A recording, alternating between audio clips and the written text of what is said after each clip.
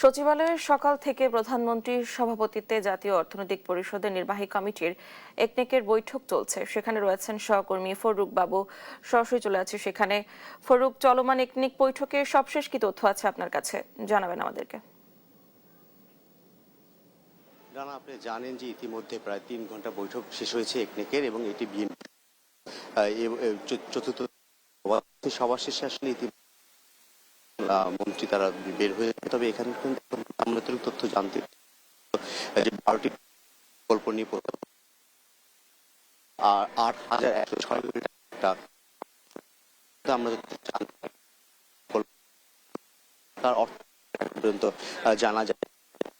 আমাদের সাথে কথা বলেছেন শিক্ষামন্ত্রী, তিনি জানিয়েছেন যে একনিকে তারা চাচ্ছে যে আসলে এখানে মাদ্রাসা শিক্ষা বোর্ডের অধীনে, এবং সেখানে আসলে তাদের যে ক্লাসরুম গুলো, সেই ক্লাসরুম গুলো আরো আধুনিকায়ন করার বিষয় নিয়ে আসলে ইতিমধ্যে একটা পরিকল্পনা রয়েছে। সেই পরিকল্পনা নিয়ে টেকনিকে আলোচনা হয়েছে, এবং সেটা আসলে জানিয়ে রেখে সামাজিক যোগাযোগ মাধ্যমে একটি গুঞ্জন উঠেছিল।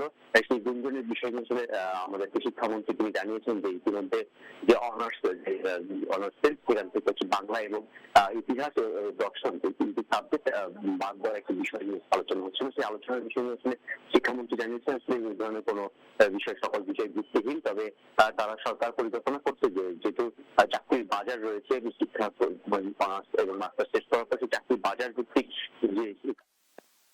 যে শিক্ষা বোর্ডের সেইগুলা পর্যায়ক্রমে আসলে অনার্সের যে সাবজেক্ট রয়েছে সাবজেক্টের সাথে যুক্ত করা যাচ্ছে, যেন চাকরির বাজারে শিক্ষার্থীরা তাদের শিক্ষা জীবন শেষ করে যেন প্রবেশ করতে পারে। সকল বিষয় নিয়ে আসলে সেই বিষয় নিয়ে আলোচনা হয়েছে বলে আমাদেরকে জানিয়েছে। তবে এখন পর্যন্ত আসলে আমাদের কাছে আর বিস্তারিত নেই, আমরা জানলে পরবর্তীতে জানাবো। টানা।